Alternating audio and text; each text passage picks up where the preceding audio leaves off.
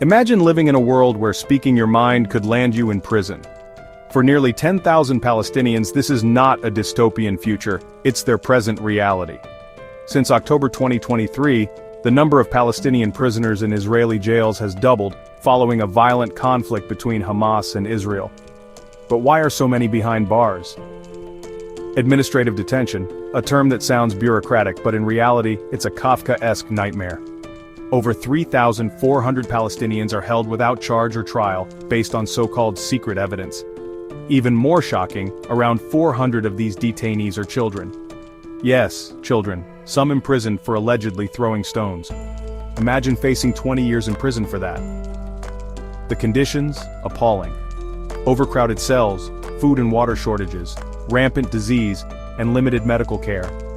In Gaza, reports of torture and inhumane treatment are common. Prisoners are not just numbers, they are teachers, engineers, health workers, and community leaders. Arrested for their professions, or even for social media posts perceived as resistance. The cycle of detention and release is relentless. In January and February of this year, Israel released over 1,700 prisoners in a ceasefire exchange. Yet for every prisoner freed, 15 more are detained. Since October 2023, around 30,000 Palestinians have been arrested.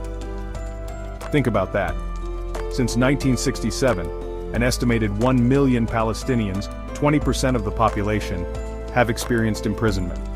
Despite international calls for justice, including from human rights groups like Adamir and the International People's Assembly, the cycle continues. This is more than a statistic. It's a human rights crisis. The world must not turn a blind eye and stand in solidarity. Raise your voice. Because behind every number is a human being crying out for freedom.